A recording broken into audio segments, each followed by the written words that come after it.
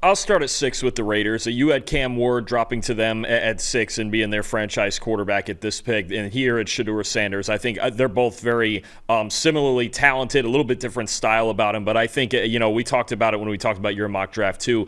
Either scenario where one of these quarterbacks were to fall to the Raiders at 6, even if they say sign Russell Wilson to a 1 or 2 year contract, I think it's a great situation, right? I think they don't have to trade up. They don't have to give up extra assets to get one of these two guys who people have questions about being elite prospects. But if one of them falls them at 6, it's an absolute home run. And if Shedeur Sanders is going to be the Raiders quarterback, you know me, I mean, a lot of people have Cam Ward as QB1. I have Shedeur Sanders as QB1. I think they're very interchangeable. It depends on kind of the style that you like better. But to get either guy here to fall to 6 naturally would be a home run for the Raiders.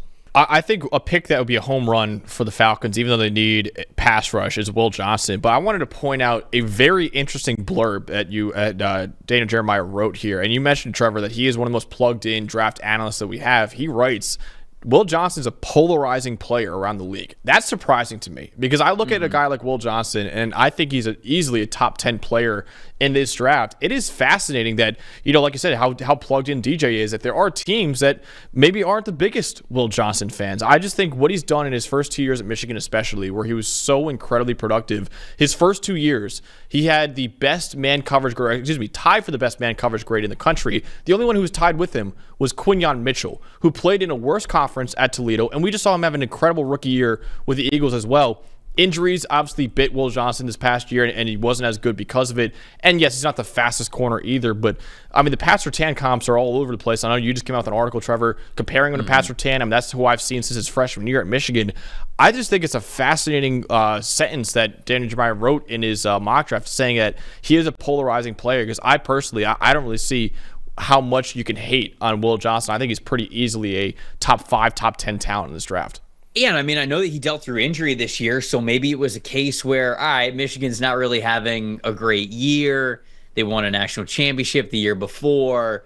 Could Will Johnson have played, and did he not play? Because coaches and scouts certainly hate when players do that. And so I'm wondering, was there some sort of that? Because I don't really know what you hate when he's on the field, right? When he is fully healthy, when he's played over the last couple of seasons. So to me, maybe there's a toughness question with him. Again, not that we're questioning that here on this show, but I try to wonder where that's exactly coming from. And I don't think DJ is wrong, because he's not the only one who I've seen Will Johnson sort of slip in mock drafts to the middle parts of round 1, when you would think he'd be a top 10 lock, given what he has been when he's fully healthy as a freshman and a sophomore. So that part is very interesting. I think we often see the Atlanta Falcons go with defensive line. I don't hate the addition of a cornerback, because I immediately think that he is CB1. I also think that the Indianapolis Colts are very, very interesting there, with Lou Anarumo now as the defensive coordinator there for the Indianapolis Colts.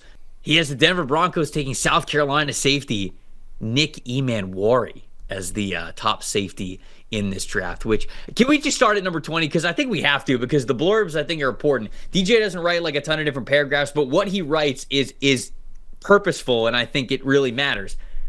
Emanwari gave me some Derwin James vibes when I studied him.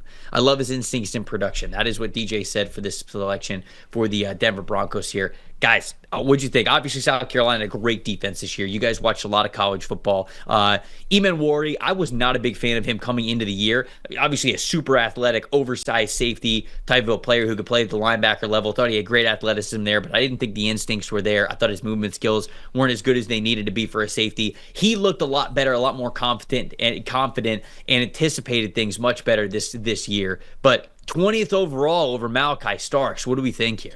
I wouldn't have him over Starks. I think Starks has proven for 3 years that he's outstanding. He's got terrific instincts and coverage, and he's an excellent tackler. Emanwari, you do look at him. Anytime you're bringing up the name Derwin James, you're making headlines, right? And when you're talking about a guy who's 6'3" and almost 230 pounds, and I think the versatility you just mentioned, to be able to come down in the box, to play down in that curl flat zone as well, and Clayton White, I really think, made this South Carolina defense a lot better, more fundamentally sound on the back end this year. Emanwari at that build, if he can do all those different things for you, I can see the appeal, right? When you think about The beauty of a guy like Derwin James is the fact that he can do all of those things, right? He's had years where he's graded highly in all three: run defense, pass rush, and coverage. And if Eamon Warrior can be kind of that joker for you on defense, or even if some people see a Cam Chancellor type of vibe with him as a strong safety who can come down as that third linebacker, because teams are in nickel more than ever, right? That's the nickel's the new base. And if you have that third guy, whether he's the slot corner like Cooper DeJean for the Eagles who can run support, or if it's a big safety like Nick Eamon Warrior, I think about a guy like Shamari Connor for the Chiefs, then you're talking about a guy who's a real role and a versatile role in a defense. So he's not going to be a guy that you put back there as the single high free safety, right? The Broncos already have they already have Brandon Jones for that. I just think, boy, Derwin James is high praise. So you better think, if you're taking him this high, you think that he's that good. Like you mentioned, I think you're a little lower on him than 20 here, and it's definitely, it catches your eye to see him taken ahead of Starks, because for so long we've heard about Malachi Starks being a top 10 or even top 5 player on some scouts' boards, and all of a sudden he's not even the first safety taken. Yeah, I agree. That was one that really stuck out to me, and I mean, it's highest praise for a great season that Eamon Warrior had. I didn't think that he was going to get selected in a mock draft over Malachi Starks. It'll be interesting to see if that becomes more of the trend, or if it just, the gap is closing between those two guys. What about you, Max? What do we point out here in this 5? I also just want to point out, too, not only is he going over Malachi Starks, he's going over Colston Loveland. He's going over Luther Burden III as well. Luther Burden III, if he's there at number 20 overall, I think the Broncos should sprint that card in. I mean, that is exactly what they need in that receiver room. Just a guy who wins underneath, a guy who can win after the catch. That's what Bo Nix and Sean Payton's looking for in that offense right now. So, yes, he's going over Malachi Starks as the headline right there, but I think going over some really, really good weapons. I mean, Mecca Egbuka didn't get taken either. I love that. I would have loved that for Denver. 25, the Texans. I think there are a lot of Texans fans that obviously want to help out the interior offensive line. This is a home run pick, though, Luther Burden III, for a couple of reasons. One, Luther Burden III should not be going 25th overall. That is just way too low for a player of his caliber. Two, Stephon Diggs, like Darren Jeremiah points out in the blurb, is a free agent.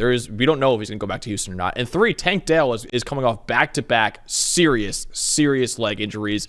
Hopefully he comes back healthy from that, but we just have no idea with him, and it's unfortunate considering how good he's looked when he's on the field. But it's just unfortunate that he has back-to-back serious injuries now in his first 2 years of his NFL career. So if Diggs is gone, and if Tank Dell never comes back fully healthy from these injuries, all you got is Nico Collins in that receiver room essentially right now. So adding a top-end talent like Luther Burden III, I think makes a ton of sense for Houston. And honestly, it just feels a lot like the CeeDee Lamb pick for Dallas, where you're thinking, okay, wide receiver is maybe a little bit of a need, but we have bigger needs on this team. But when a top-end player like CeeDee Lamb falls into your lap, or Luther Burden falls into your lap, you got to take him, honestly. And I think this would be a really good pick. So, yes, it doesn't help out C.J. Stroud protecting him wise, but it does help him out in adding another elite weapon that he could have in that stable.